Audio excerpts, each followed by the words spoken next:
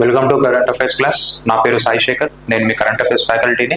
మనం ప్రస్తుతం మేకి సంబంధించిన కరెంట్ అఫైర్స్, మేకి సంబంధించిన ఎకనామిక్ కరెంట్ అఫైర్స్ చూస్తున్నాము. మేకి సంబంధించి 1 to 15 మధ్యలో జరిగిన ఎకనామీ యొక్క కరెంట్ అఫైర్స్ ని స్టాటిక్ పార్ట్ తో లింక్ చేస్తూ చూస్తున్నాము. మనం మొదటిగా చూసుకుంటే Indian exports hit record $824.9 billion in financial year 24 to 25 అని చెప్పి మనకి ఒక డేటా రిలీజ్ అయింది. ఆ డేటా ఎవరు రిలీజ్ చేశారు అంటే మనకి రిజర్వ్ బ్యాంక్ ఆఫ్ ఇండియా ఆ డేటాని రిలీజ్ చేసింది. ఏం చెప్తుంది ఆ డేటా అంటే మనకి ఇండియా ఒక ఎక్స్పోర్ట్స్ $824.9 billion కి రీచ్ అయ్యాయి అని చెప్తుంది. అయితే అప్పుడు ఫైనాన్షియల్ 24-25 లో అది మనకి లాస్ట్ ఇయర్ 2023-24 తో కంపేర్ చేస్తే 6.01% పెరిగినాయి. లాస్ట్ మనకి ఇండియా యుక్రెయిన్ యుద్ధం మనకి రష్యా యుక్రెయిన్ యుద్ధం నడుస్తుంది. అలానే ఇండియా పాకిస్తాన్ మధ్య కూడా డిస్టర్బెన్సెస్ నడుస్తున్నాయి. అలా తర్వాత పనామా కెనాల్, రెడ్ సీలో కూడా మనకి డిస్టర్బెన్సెస్, పనామా కెనాల్లో డ్రాట్, యుక్రెయిన్ వార్, ఈ క్రైసిస్, రెడ్ సీ క్రైసిస్.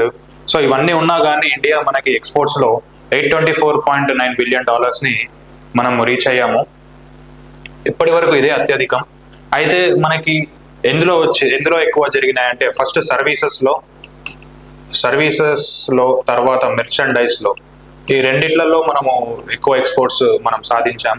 అలానే మనం ఎక్కువ ఏ దేశాలకి మనము ఎక్స్పోర్ట్స్ చేసాము అంటే ఫస్ట్ వచ్చేసి United states of America USA, second వచ్చేసి UAE. మనకి ఫస్ట్ వచ్చేసి USA, సెకండ్ వచ్చేసి UAE. అలానే మనకి థర్డ్ వచ్చేసి నెదర్లాండ్స్,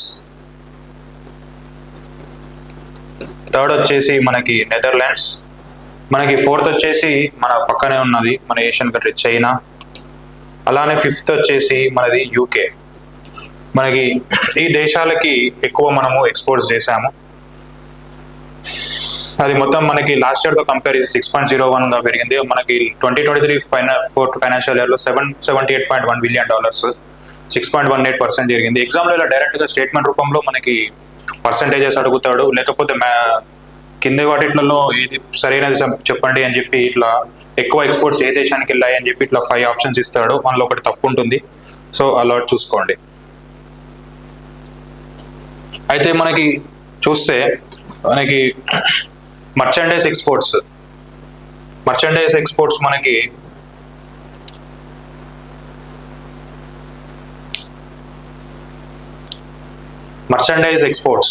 మనకి ఇంక్రీజ్ యుఎస్ కి $437.4 billion ఉంటే అది $437.1 billion 2023-24 లో అది మనకి కొంచెం స్వల్పంగా పెరిగింది యుఎస్ఏకి. తర్వాత సర్వీస్ ఎక్స్పోర్ట్స్ యుఎస్ఏకి ఎంత వచ్చినాయి అంటే $387.5 billion in 2024, అది 13.6 పెరిగింది. మనకి సర్వీస్ ఎక్స్పోర్ట్స్ యుఎస్ఏకి ఎక్కువ పెరిగినాయి.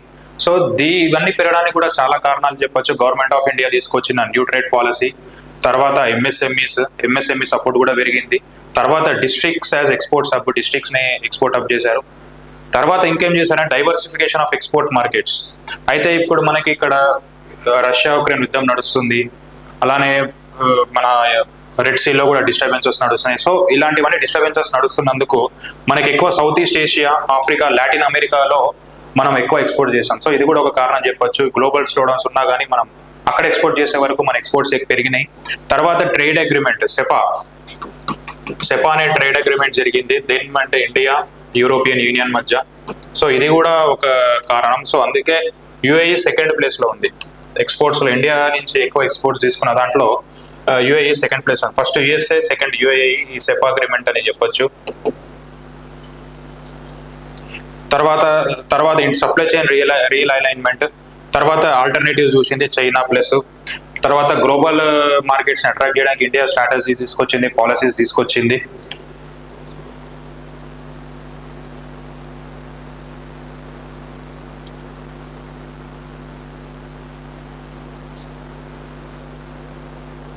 సో మనం చూస్తే 2014-15 లో మనకి ఇండియా గవర్నమెంట్ మనకి రూలింగ్ లోకి వచ్చినప్పటి నుంచి థర్డ్ టైం 2024కి వచ్చినప్పటి నుంచి 468.84 నుంచి అది క్రమంగా పెరుగుతూ 824.